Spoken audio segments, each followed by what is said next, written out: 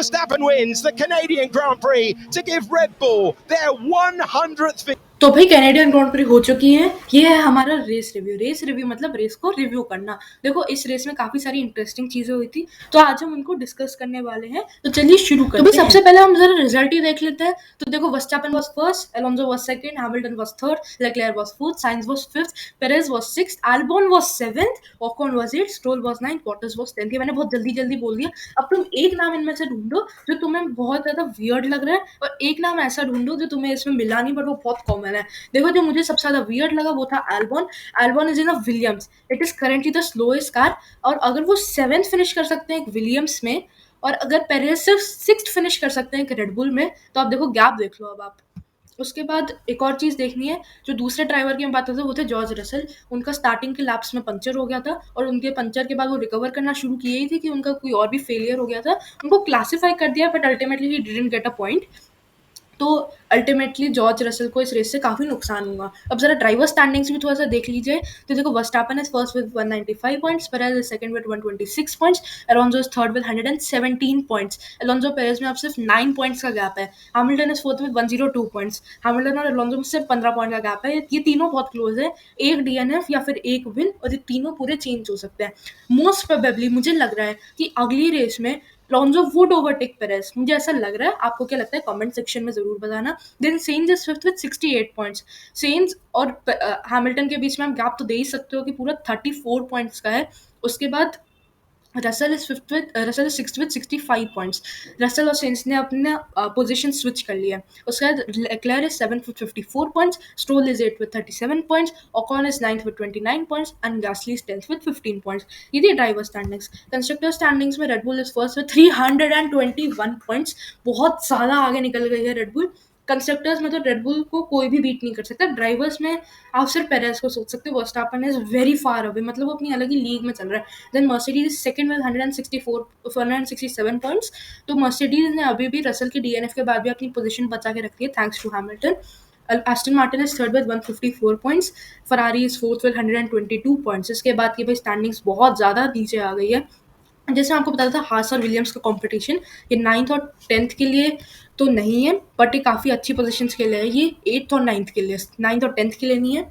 तो इसमें काफ़ी प्राइस इन्वॉल्व होता है, काफ़ी मनी इन्वॉल्व होता है। तो अभी हास के पास 8 पॉइंट्स है और विलियम्स के पास 7 पॉइंट्स है। तो विलियम्स ने इस रेस में काफ़ी रिकवर किया है, और अगर उनको एक आध पॉइंट और मिलता है वो हास और इवन अल्फा रोमियो से भी आगे निकल सकते हैं, which could be a big accomplishment for Williams. अगर तुमने ढंग से रेस की हाइलाइट्स देखी होगी, या फिर अगर तुमने रेस ही देखी होगी रात में जग के, तो तुमने लास्ट के लास्ट में एक चीज़ नोटिस की होगी, ओकॉन का रेयर विंग। भाई ये बहुत ज़्यादा डेंजरस देखने में लग रहा था, बट अकॉर्डिंग टू एस्टेबान ओकॉन उनके हिसाब से सेफ था।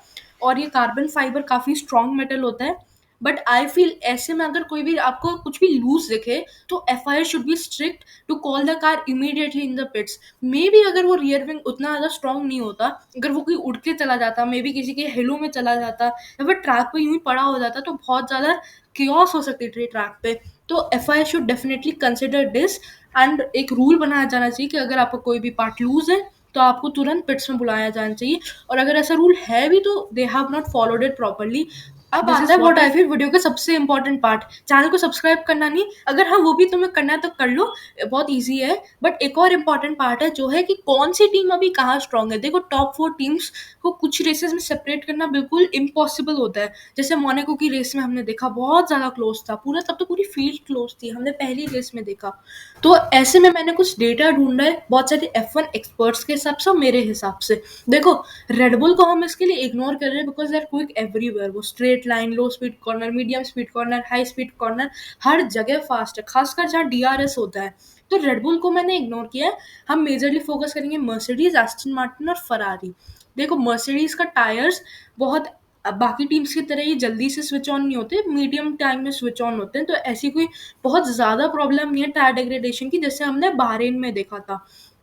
बिकॉज उन्होंने स्पेन में भी, जो बहुत ज़्यादा हाईली डिग्रेडेशन वाला सर्किट माना जाता है, उन्होंने सॉफ्ट मीडियम सॉफ्ट पे निकाल लिया समहाउ अपना। एस्टन मार्टिन की अब हम बात करें, Aston Martin are slow and straight line, this is what I have observed. Aston Martin low speed corners में बहुत क्विक है, मीडियम स्पीड में भी टू अ लिमिट ठीक है, बट उनसे हाई स्पीड कॉर्नर्स और स्ट्रेट लाइन में नहीं किया जाता।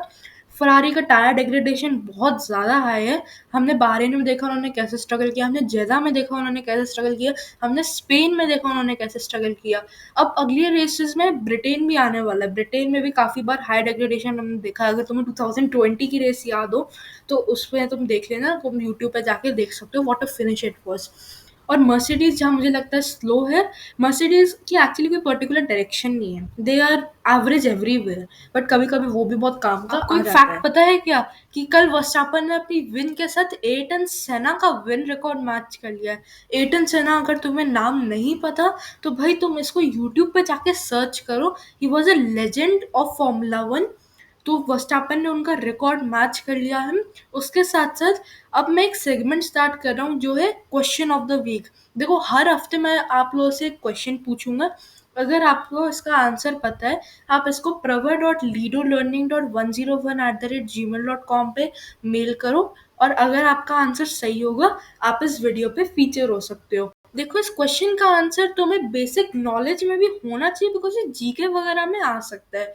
तो देखो एक क्वेश्चन है, name 2 Indian drivers currently in Formula 2। देखो गूगल पे सर्च मत करना, अपनी नॉलेज के हिसाब से बताना। देखो एक चीज मुझे तुम्हें बतानी है, अभी यूट्यूब ने अपनी मोनेटाइजेशन की पॉलिसीज थोड़ी सी ईज आउट कर दी है, तो भाई जल्दी से 500 सब्सक्राइबर्स करा दो। हम बस इतू सा करीब है, बस बस 20 टाइम्स इसके चाहिए, मतलब 20 to 23, वो रफली कैलकुलेशन से 20 ही आ जाता है। तो है ना, जल्दी से 500 सब्सक्राइबर्स करा दो और जल्दी से काफी सारा वॉच टाइम दिलवा दो, ठीक है। Until next time, bye bye, thanks for watching.